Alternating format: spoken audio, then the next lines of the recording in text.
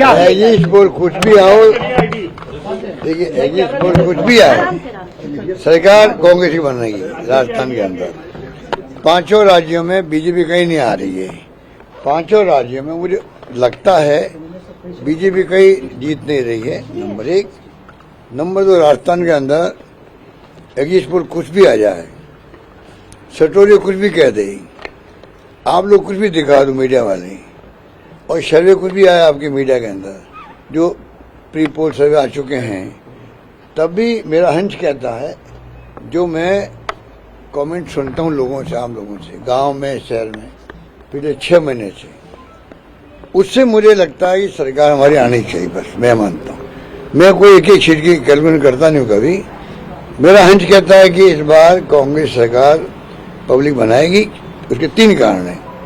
एक तो हमारे खिलाफ हिंदुस्तान में पहली गवर्नमेंट ऐसी है जो एक्सपर्ट कहते हैं जिसके खिलाफ बिल्कुल ही एंटी इनकमेशन नहीं है, वरना होते ही होता है।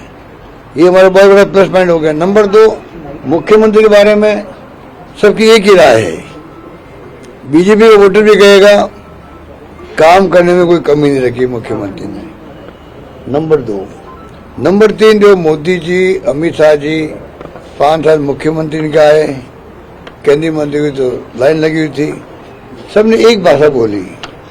वो भाषा थी डरावनी, भाषा थी बदली भावना की, तनाव पैदा करने वाली।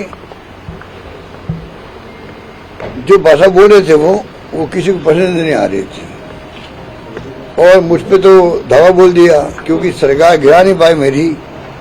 जैसे इन्होंने मध्य प्रदेश, कर्नाटक, आंध्र प्रदेश सरकार गिराई, वैसी सरकार राजस्थान गिराने में फेल हो गए। वो दर्द में छिपा हुआ दिल के अंदर।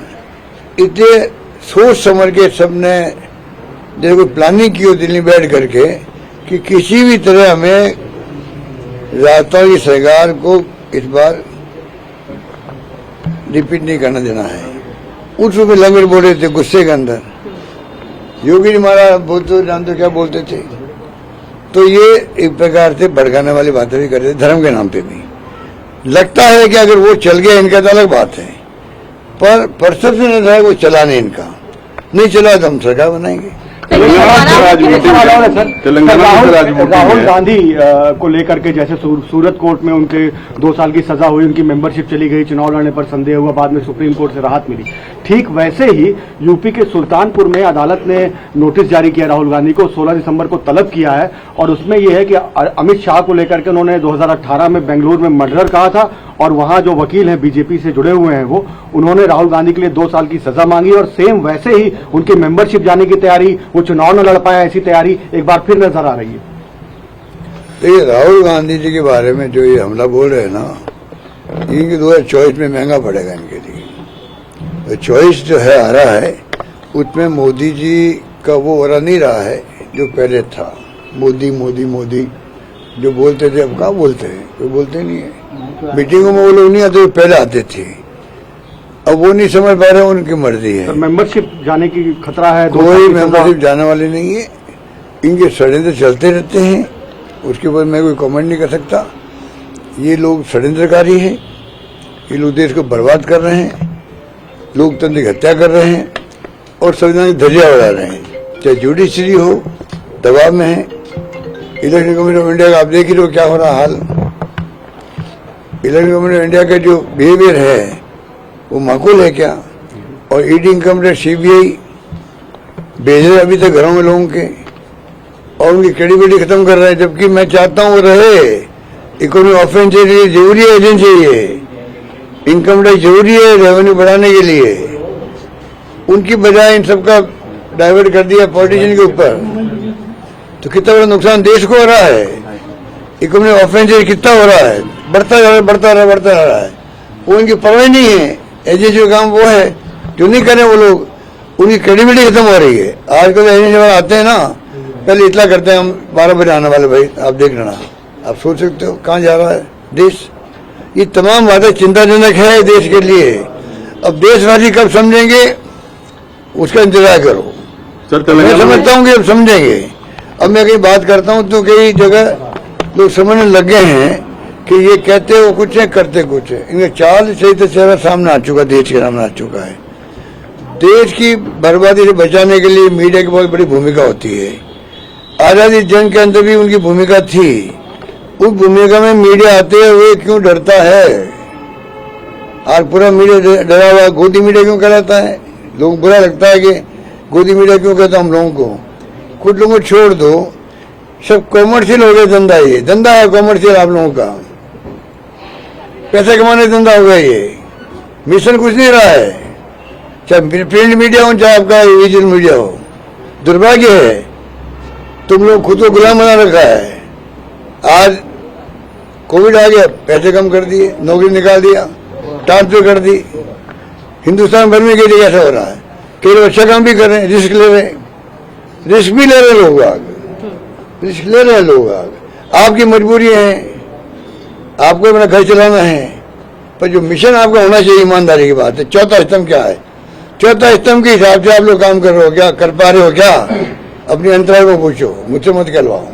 मुझे गुस्सा इसलिए आ रहा है, मुझे गुस्सा कोई मालिक है या मीडिया में नहीं आ रहा है, मुझे आ रहा है कि देश के हालात जो बिगड़ रहे हैं, जब देश बर्बाद हो जाएगा फिर तुम भी कुछ नहीं कर पाओगे। कोई नहीं बोल पा रहा है। आप में तो प्लेटफॉर्म जो है हिंदुस्तान में, सत्य हिंदी और कई ऐसे मैं नाम भूल गया हूँ, वो ज्यादा बेटर परफॉर्म कर रहे हैं, खुल के बोल रहे हैं वो लोग। उनकी तारीफ जितनी करो उतनी कम है। ये हालात देश में बन गए। मेरा क्या, मैं तो अपनी दिल की दुख बता रहा हूँ आपको। मुझे दुख हो रहा है कि देश की दिशा में जा रहा है। ये तो क्या बताएं, गुजराती दो है जो आपके नेता। मैं गया गुजरात 17 में, मोदी जी ने कहा एक मारवाड़ी आया हुआ है यहाँ पे गुजरात, मेरे गुजरात के अंदर, राजस्थानी, जो हमें हराने में लगा हुआ है। भाई और बहनों, अगर मुझे मारवाड़ी हराएगा तो मैं फिर आपके पास आऊंगा, नहीं तो कहाँ जाऊंगा? बोले मुझे आप जिताओ। भावुक बन गए वहां पर, भावुक बन के मुझे नीच कहते हैं, मुझे नीच कह दिया और भावुक हो गए, चुनाव जीत गए। अब दो गुजराती में रास्ते में आए हुए हैं। अब मैं कह रहा हूँ भाई और बहनों, मैं कहाँ जाऊंगा? आप मुझे जिताओ। ये दो गुजराती जो है ये आगे क्यों चुनाव जीते हैं यहाँ पर, उस वाली बात है।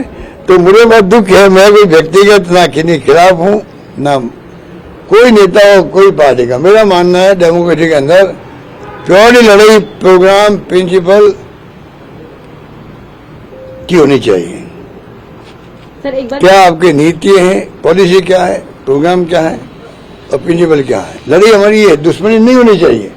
पर ये हमें दुश्मन मानने लग गए हैं, चक्कर ये हो रहा है। डेमोक्रेसी खत्म हो रही है क्योंकि दुश्मन मानते हैं हम लोगों को। अब पता नहीं आरएसएस की भूमिका कब तक रहेगी इनके साथ में। आरएसएस कहते हैं हम सांस्कृतिक संगठन है और जिसको अपना और अलग रखते हैं, वो देखते रहे देश में क्या हो रहा है। वो मोदी जी की गवर्नमेंट के बारे में उनके क्या कमेंट है, खुल के बारे में उनको। आज उनकी पार्टी में रोड होने की स्थिति आ गई है। आज नहीं तो कल समझदार लोग तो रिवोट करेंगे इस पार्टी के, समझदार लोग रिवोट करेंगे और रिवोट करना चाहिए, रिवोट करना भी चाहिए। अगर रिवोट नहीं करेंगे तो वो भी दोष के भागीदार बनेंगे। राजस्थान, मध्य प्रदेश और छत्तीसगढ़ के सबसे सटीक एग्जिट पोल्स देखिए 30 नवंबर शाम 4 बजे से TV9 राजस्थान, TV9 मध्य प्रदेश और छत्तीसगढ़ के YouTube चैनल्स पर। बताएंगे आपको कौन जीत रहा है।